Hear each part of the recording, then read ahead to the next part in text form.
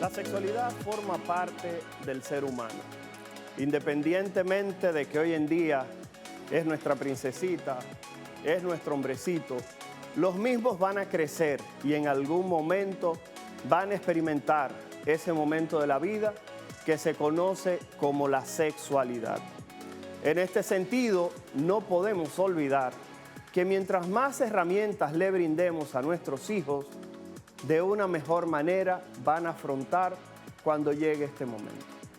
Al ir creciendo es importante que nuestros hijos puedan observar dentro del entorno familiar, el cual es el llamado a brindar esa información, no un celular, no una página de internet, no los amigos, ni siquiera la escuela. Es la familia quien tiene la responsabilidad de poder brindar esa orientación para que los más pequeños, a medida que vayan creciendo, logren tener una sexualidad responsable. Cada vez que se habla de responsabilidad desde el punto de vista sexual, todo el mundo inmediatamente piensa en un embarazo no deseado. Sin embargo, yo como infectólogo tengo que llamar la atención de las infecciones de transmisión sexual. No podemos olvidar que en los últimos años, uno de los grupos que tiene el mayor incremento de casos de infecciones de transmisión sexual son las damas. Suena irónico porque justamente se habla de que las damas son un poco más medidas.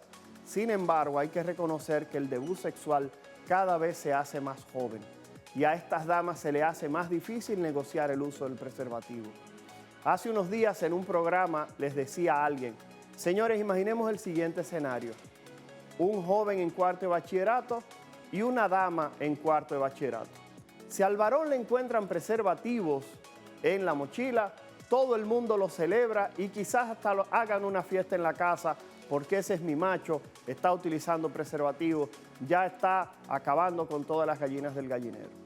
Sin embargo, imaginemos el mismo escenario y que ahora los preservativos se encuentran en la mochila de una joven, de una muchacha que está en cuarto de bachillerato. Eso representaría un caos, representaría un pleito, representaría una crisis dentro de la familia. Sin embargo, ambos escenarios son similares, donde los dos están tratando de protegerse. Hay que reconocer que aquí en el arte de curar valoramos ABC. La A de abstinencia. Si usted no tiene la edad física, psicológica, económica o mental para iniciar relaciones sexuales, no lo hagas. Conversa con tus seres queridos quienes te orientarán en qué momento sería el momento preciso. La B de be faithful en inglés o ser fiel. Tratar de tener una sola pareja o puedes tener varios grandes amores de tu vida, pero tratando justamente de tener pruebas en las cuales no exista ninguna infección de transmisión sexual. Y por último, la C. Si las previas no puedes complacerlas, entonces la C es el uso de métodos de barrera, el uso del condón o el preservativo.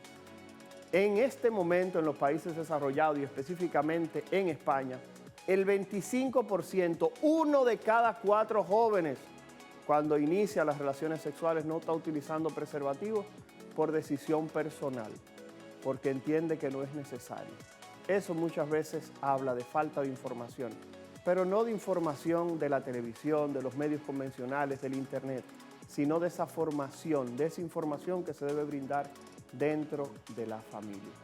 Es increíble que enfermedades como la sífilis en nuestro país y en otras partes del mundo estén experimentando un incremento superior al 20%.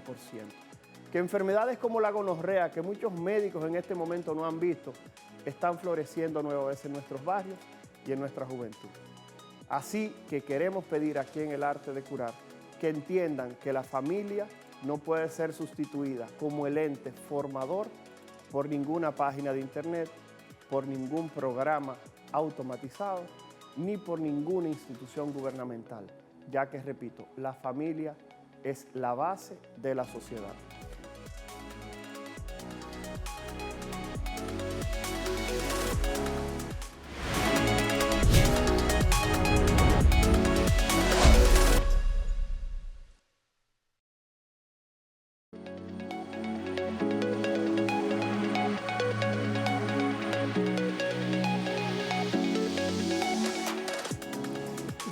Gracias infinita por quedarse ahí después de la pausa aquí esperando el arte de curar. que es tu espacio de salud en beneficio de toda la familia. Déjenme decirle algo, vamos a comenzar rectificando. Quien tenemos de invitado hoy es el doctor Jorge Luis Volques Alcántara, no José Luis, como dijo mi amado Lolito Mando, mi ángel, mi hijo, que vive bromeando y vive con su edadismo escondidito por ahí diciendo, madre, ¿es los años? No, mi amor, no son los años, es que a veces las cosas, tú sabes, pues se nos trastoquean en la cabeza. Sí, mi querido Volque, si no fuera por estos momentitos. Pero antes de comenzar con el doctor Jorge Luis Volques Alcántara, presidente de la Sociedad de Medicina Interna de la República Dominicana, yo quiero hacer énfasis en algo que Héctor Armando en la introducción del programa dijo, y es lo siguiente, sobre el asunto de las relaciones sexuales cuando nuestros jóvenes comienzan y se inician en la vida sexual y que cuando no lo hacen de manera responsable, realmente las situaciones se le complican. Yo solo quiero aportar una idea a eso que Héctor Armando dijo. Padres, madres, eduquen a sus hijos, incúlquenles responsabilidad, pero sobre todo que ellos entiendan que cuando ellos se acuestan con una persona, cuando hacen el amor con alguien, se están acostando con la historia sexual de esa persona. Por ende, ellos deben no solamente cuidarse ellos, sino también cuidar a su pareja. Creo que eso es sumamente importante y no es dándole permiso para que tengan relaciones sexuales, sino para que inicien su vida sexual con responsabilidad. Bienvenido, doctor Jorge Luis Volques Alcántara. La verdad que desde hace tiempo queríamos tenerle aquí en El Arte de Curar. Gracias, y para mí también es un honor estar en tan prestigioso y tan importante programa, como el nombre dice, Arte de Curar, que lleva un enfoque realmente que beneficia a toda la población. Gracias por tu amabilidad. Jorge, una de las cosas que para nosotros es sumamente importante es dejar bien claro aquí esa diferencia que hay entre el médico internista, lo que es el médico familiar y ese médico de cabecera que todos los adultos debiéramos tener. ¿Qué es un médico internista y cuál es su papel en mantener la salud de los adultos? Muy bien, buena pregunta.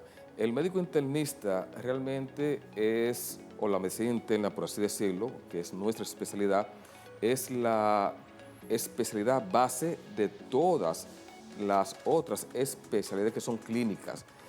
No incurrimos en lo que son el área quirúrgica, tampoco tenemos área de gineco-obstetricia.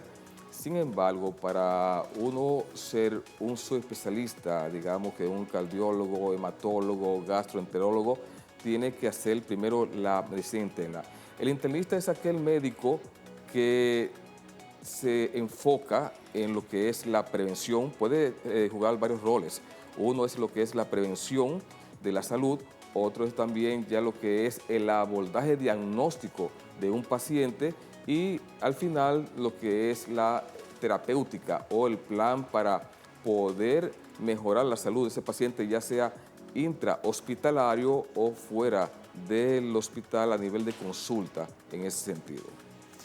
¿Por qué muchas veces se dice, y es una expresión que se oye muy a menudo en el nivel médico profesional, que el médico internista es la llave que en la gestión médica del cuidado del adulto?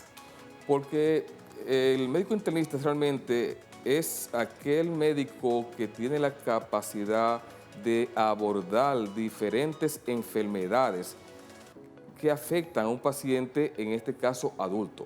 Tenemos un rango de poder ver un adolescente que ya ha pasado los 15 años hasta un envejeciente.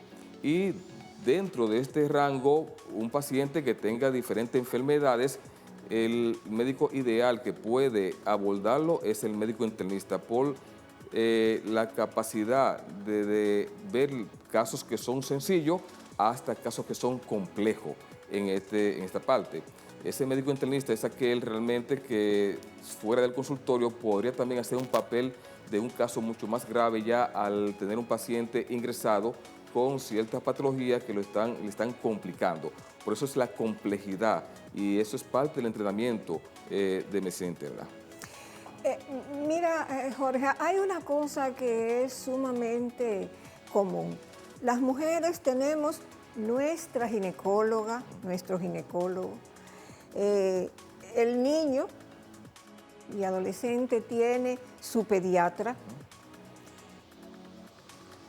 ¿Sería algo que debiéramos normalizar, que todos los adultos pudiéramos decir y tener nuestro médico internista? Sí, el médico internista podría jugar un rol importante en ese sentido. Todo depende también cómo esté el sistema de salud conformado de ese país. Por ejemplo, en Estados Unidos, un médico internista puede ser un médico internista generalista, en el cual podría convertirse desde un médico de cabecera de un paciente que ya conoce todo su historial y que se interconecta desde su consulta al hospital donde debe ser ingresado ese paciente, hasta ese médico también que ya es el que recibe y ingresa a todos los pacientes en el hospital. El médico internista puede jugar el papel del médico de cabecera, por la trayectoria que tiene su paciente en ese momento, desde el inicio de la enfermedad hasta que él hace el diagnóstico y traza las pautas para abordar la afección de ese paciente. Cuando un adolescente está yendo a su pediatra, ¿cuál es ese momento ideal para hacer esa transición y la edad más o menos aproximada? ¿Cómo se da esa transición y esa relación entre el pediatra y el internista que en su momento ya va a atender al adulto en que se ha convertido ese niño? Eso es lo que nosotros llamamos como el limbo, el periodo del limbo, debido a que muchos adolescentes ya en eso de 15 años a veces no saben si debe ser transferido a un pediatra o a un médico de adulto. Hemos tenido muchos casos de madres y padres que dicen, mira, mi hijo tiene ya 16 años, yo lo he estado llevando a su pediatra, pero ya él me dice que debe pasar a otro especialista. Entonces, en ese momento, 15, 16, 17, 18 años, es una etapa de la vida en la cual un médico internista puede jugar un papel importante en lo que es la salud de ese joven, ya sea que tenga una patología de base o que sea un paciente al cual uno tiene que reorientar o orientar sobre su prevención en la salud. A mí se me ocurre, oyéndote hablar en ese tenor, entonces ustedes tienen una relación muy estrecha, por lo menos los primeros tiempos, entre el médico internista o médico de cabecera y el pediatra de ese ya paciente que ustedes está dejando de ser un niño para convertirse en un adulto. Bueno, nosotros decimos, yo siempre digo personalmente que la pediatría es la medicina interna en los niños, por la gran también complejidad que ellos pueden manejar. Ahora bien, todo va a depender del país donde esté y cómo esté conformado el sistema, porque empíricamente ya lo que es esa edad de 15 a 18 años, nosotros como internistas podemos ir y también recibimos referimientos de pediatras de jóvenes que ya no están atendiendo y que nosotros podemos abordarlo en esa parte. Existe una relación no oficial, pero sí de manera natural entre el pediatra y ya el joven que ya pasó a otra etapa de la vida. Una de las cosas que más a menudo también se oye en el ámbito profesional de la salud sobre lo que es la medicina interna es cuando, por ejemplo, estos jóvenes que están estudiando medicina deben de decidir cuál va a ser la especialidad o la subespecialidad a la cual se van a decidir. La medicina interna, he oído que se se le llama la madre de todas las subespecialidades clínicas. Y tú mencionabas de paso eso al principio del programa. Nos gustaría que tú nos explicara y les explicara a esos posibles estudiantes que nos están viendo, sus familiares o a las personas en la juventud que le gusta la medicina y que pueda sacar partido de esto que tú nos vas a explicar. ¿Por qué se le llama a la medicina interna la madre de las subespecialidades clínicas? Como la medicina interna es una especialidad de base ancha, me explico, que todas las demás especialidades que sean clínicas, no quirúrgicas, ella es la que forma estos estudiantes a este nivel. Los estudiantes hacen lo que se llama el internado rotatorio, y donde pasan a los departamentos quirúrgicos, de ginecobstetricia, de pediatría, medicina interna, etc.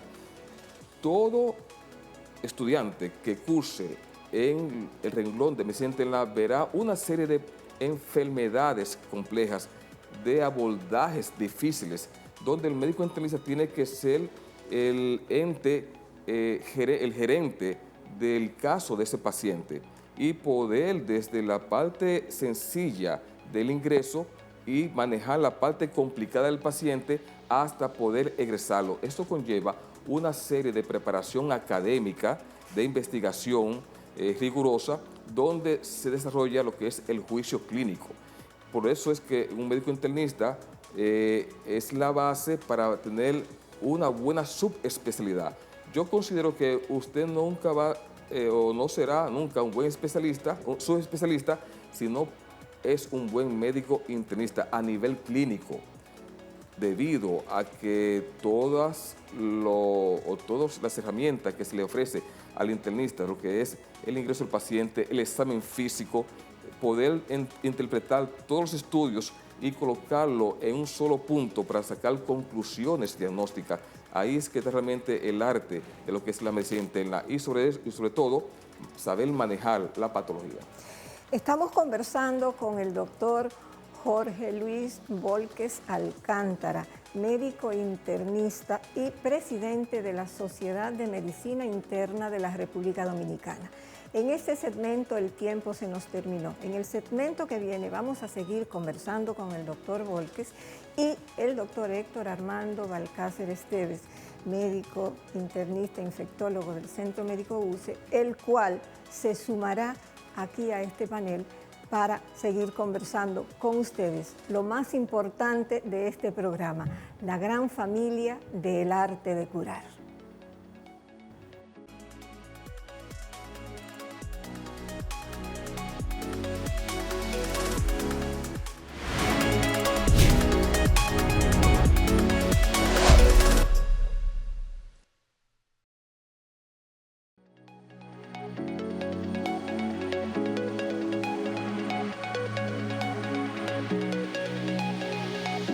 Gracias por continuar con nosotros aquí en El Arte de Curar. Conversando hoy con el doctor Jorge Luis Volquez Alcántara, presidente de la Sociedad Dominicana de Medicina Interna.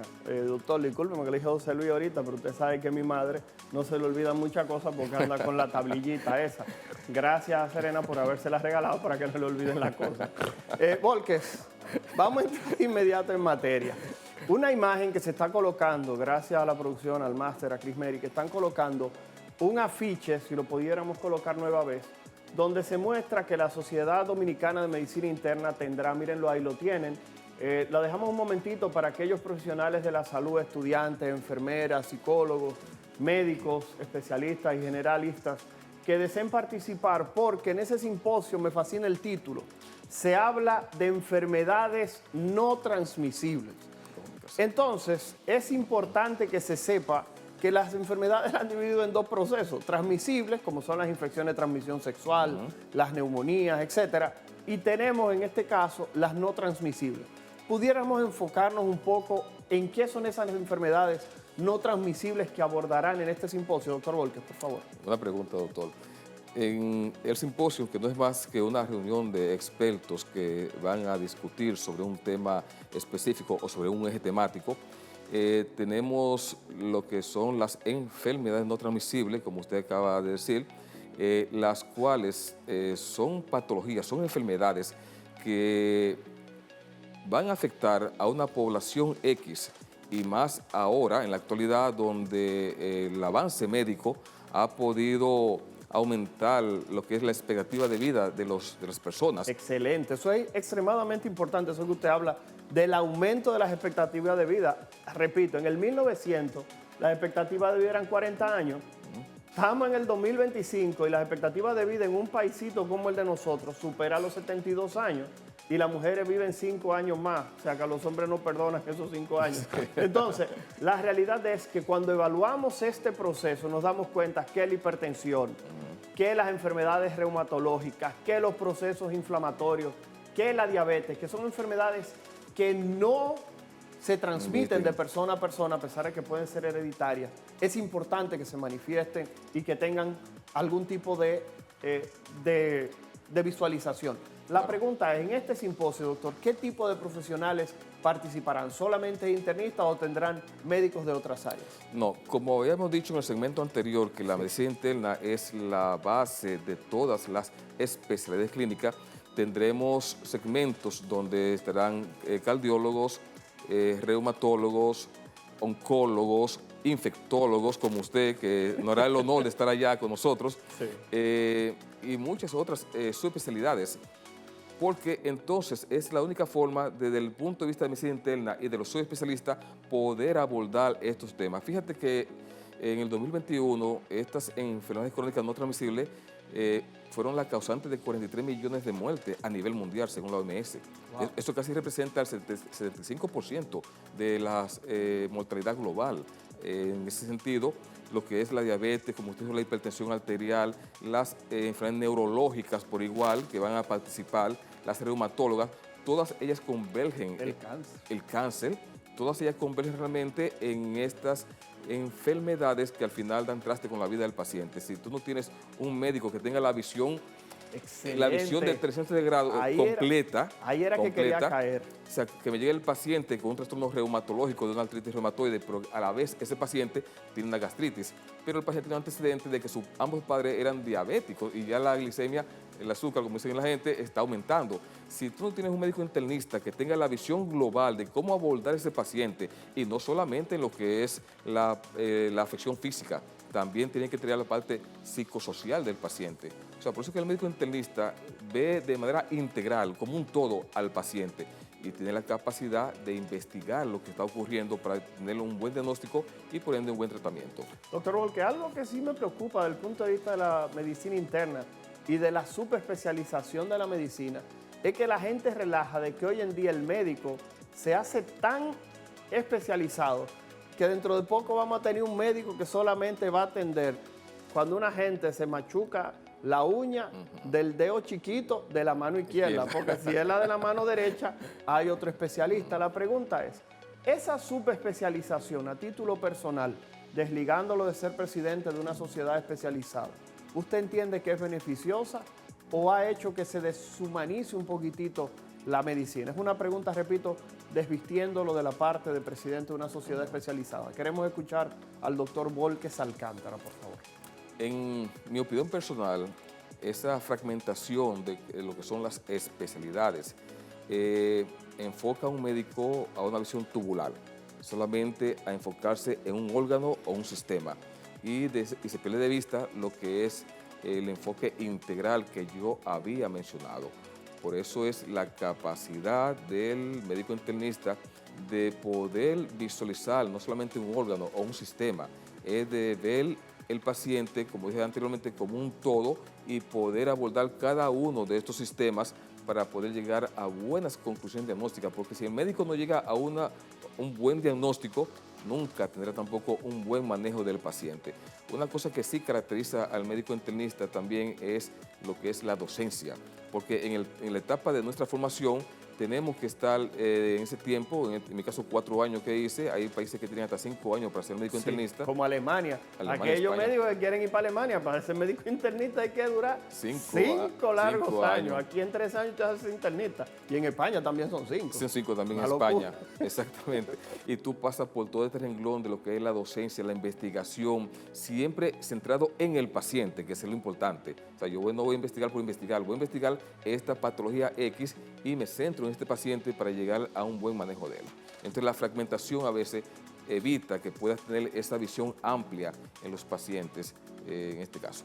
Doctor, algo que siempre ha preocupado bastante es el hecho de que hoy en día se está tratando de generar demasiada presión en que un médico cuando termina la universidad hace medicina interna. Primero, si eres médico general y no existe una especialidad, estás frustrado.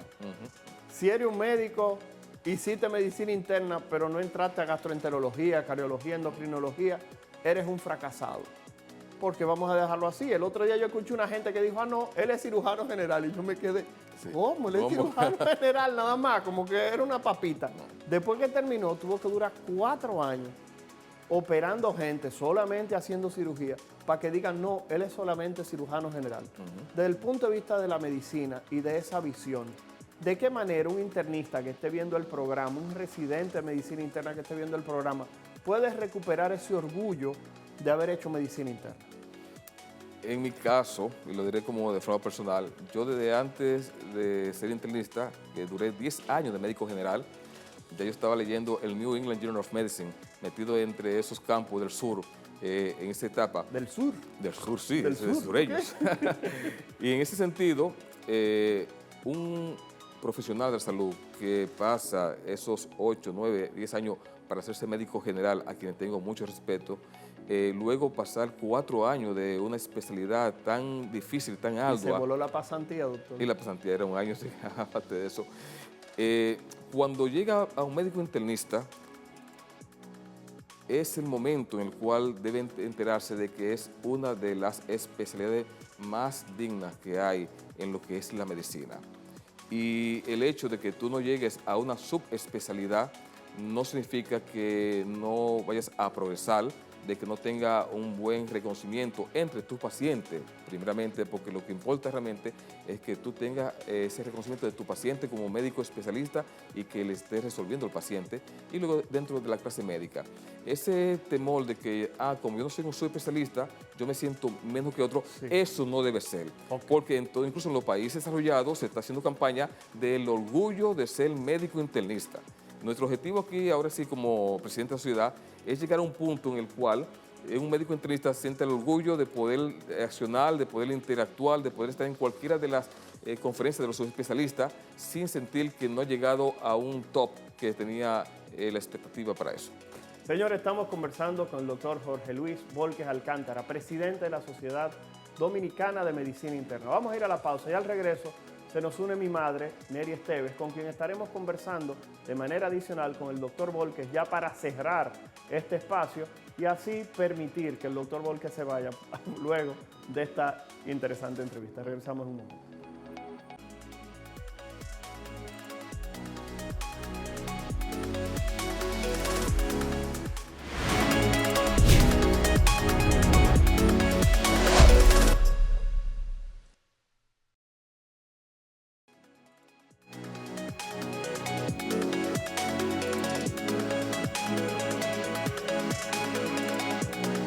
Y seguimos con el doctor Jorge Luis Volquez Alcántara, presidente de la Sociedad de Medicina Interna de la República Dominicana, médico internista, el cual está aquí en el arte de curar para ayudarnos a discernir sobre una serie de situaciones que se dan con que si es médico internista, médico general, si es médico de cabecera.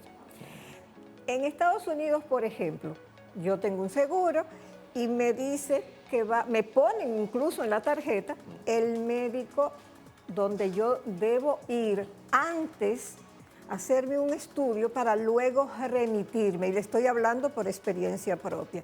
Entonces, dependiendo de mis síntomas, él me va a remitir a un especialista o no. O sea que en Estados Unidos hay 2 tipos de médicos internistas. uno que dan consulta y unos que son los llamados hospitalistas. En República Dominicana, la sociedad de medicina interna y lo que tiene que ver con el manejo de estas situaciones, ¿en algún momento han contemplado que en República Dominicana exista también esta posibilidad? Es una pregunta interesante debido a que, como usted acaba de decir, en Estados Unidos tiene un sistema en el cual puede colocar un médico internista a nivel de lo que es atención primaria, donde ese médico puede ver al paciente en la consulta, puede ver también paciente con diferentes dolencias. Sin embargo, hay un médico que lo mantiene, que es el hospitalista, que está dentro del hospital, que ese médico, su función es realmente tener y atender todas las patologías de pacientes que han llegado complicado o no complicado al ingresarse a ese hospital. Pero eso también lo lleva a cabo debido al mismo sistema de salud estadounidense, el cual aquí no tenemos. Aquí sí, a través de la Sociedad de Medicina Interna y de un amigo particular, el doctor Jorge Soto. Sí, que nos abandonó hoy, un llamado del doctor Jorge Soto, de que hoy nos abandonó, él dijo que venía al programa. Continúe, doctor, porque eso simplemente fue un anuncio en el medio. Continúe, profesor. Aquí sí está el proyecto, o sea, la idea del proyecto de poder diferenciar entre colocar médicos solamente hospitalistas, como sí hay, porque de manera empírica, y el médico que se tiene realmente que se enfoca ya en lo que es el consultorio. Por eso hay medicina interna generalista, como Estados Unidos, y está el hospitalista. Yo tuve la experiencia de rotar en el hospital de High Point, que está en Carolina del Norte, hice un par de servicios con un médico de Santiago, Giovanni Libre, que es médico internista. Ese doctor entró a sus servicios desde la mañana y atendió lo que era justamente infarto, puso catéter. Estábamos en la madrugada buscando un paciente, me recuerdo una de un paciente que lo habían catalogado en otros hospitales como psiquiátrico, y el internista se fajó con toda la medicación del paciente, encontró un medicamento que era que le estaba provocando el trastorno de la conducta, lo suspendió y al otro día el paciente estaba hablando coherentemente. Entonces, esa complejidad, ese enfoque del paciente, de verlo como un todo y ser hospitalista dentro del área ya de salud es lo que hace la diferencia. Aquí aún no tenemos esa diferencia de manera oficial, pero sí estamos proponiendo, claro, allá el sistema también te remunera, un pago de una te manera. remunera Claro, entre... Sí, que tú no tienes que ver pacientes, tú con lo que están internos con eso resuelves. Exactamente. Aquí tú tienes que dar clases. Ser docente, ver los pacientes en la consulta, ir a la sala que se puso malo el paciente, está complicado. Porque mira qué interesante, cuando, por ejemplo, en el centro... Pone un programa de televisión. No, claro. Es interesante. Nosotros nunca, eso es importante, los internistas no estamos nunca para sustituir a los subespecialistas. A los subespecialistas. Es interesante, porque mami dice, y lo refiere a un especialista, medicina interna es una especialidad. Sí. Es un subespecialista. Exactamente, por eso que nosotros no estamos realmente para sustituir a los subespecialistas, porque tenemos nuestro rol claro. Ahora, que tenemos la capacidad de abordar diferentes enfermedades, eso sí estamos conscientes de esa parte. Usted sabe, porque aquí hay algo interesante, y cuando te escuchaba hablar en el segmento anterior me parecía sumamente importante decir lo siguiente. Tú hablabas y había un artículo bastante agradable que decía, dime a qué especialista fuiste y te diré qué problema tienes. Si vas con un dolor de pecho donde el cardiólogo de una vez va a decir que es el corazón. Si vas donde un neumólogo te va a decir que es los pulmones. Si vas donde un reumatólogo te va a decir que es fibromialgia. Pero si vas donde un ortopeda te va a decir posiblemente o que son las costillas, un problema de los músculos, de los huesos. Si vas donde un neurocirujano te dice que es la columna. Sin embargo, el internista tiene la capacidad de poder evaluar a esa persona por completo y tratar de hacer un diagnóstico que pudiera posiblemente vincular una causa completamente diferente que podría ser hasta un problema carencial, que esa persona tenga simplemente niveles bajos de vitamina D por mucho tiempo. Exacto. Y esa persona tenga ahora algún tipo de problema metabólico. La realidad es que la medicina interna es un área fascinante y yo lo tengo que reconocer. A pesar de que yo relaje al doctor Jorge Soto, el doctor Carlos Tavares como coordinador de la residencia, así como otros profesionales, Claudia Arias, la doctora Molina, que fueron parte de los profesionales que dentro de la medicina interna ayudaron al proceso formativo de quien habla, porque para hacer infectología primero hay que hacer la especialidad de medicina interna. Y la realidad es que yo decía que quedarse en medicina interna es para locos, porque hay que saber de todo. Por eso es que generalmente cuando un paciente va por una consulta de infectología, cuando termina esa consulta, yo trato de darle el siguiente consejo: busca un internista, porque cuando llegues a los 45 años te toca una colonoscopía. Cuando llegas a los 40 te toca hacerte una prueba de la próstata. Cuando llegues a tal edad te toca hacerte otra cosa. Hay que hacerte un chequeo de la presión 2 veces al año, una glicemia 2 veces al año. Y el médico que se va a encargar de esa parte va a ser tu internista, ese médico de cabecera que se va a preocupar de ti como un todo. Te sale algo en la piel, tú vas donde el internista, porque si vas donde el dermatólogo te va a poner una cremita con esteroides. Lo que te comento es que necesitas tener una evaluación completa, y esa lesión en la piel podría ser una manifestación intestinal de un problema que tienes en el intestino. No se va a enfocar solamente en verle, indicarte una crema, y no estoy menospreciando dermatología, estoy hablando de esa visión general que tiene el internista. Otro consejo que le quiero dar es que mire a la derecha o a la izquierda. Si tiene su celular cerca, tómelo. Entre a Instagram, a Facebook o a YouTube y busque El Arte de Curar RD. No lo hiciste, que cojas el celular y entres al Arte de Curar RD. Si es en YouTube, dale a seguir al programa y ahí tú vas a ver un desglose de los programas nuevos para que por favor los veas, nos dejes los comentarios. Si quieres un médico o un tema que tratemos aquí en el programa, escríbelo por ahí. Mami es la que maneja las redes del Arte de Curar, porque yo estoy muy viejo para estar manejando eso. Ella maneja las redes y así de esa manera ella les responde. Doctor Volques, continuando ahora con esta parte.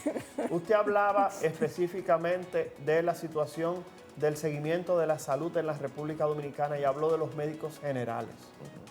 Realmente todos los años observamos una situación, y es el hecho de que 6.000 médicos generales toman el examen de residencia médica, solamente 1.000 plazas.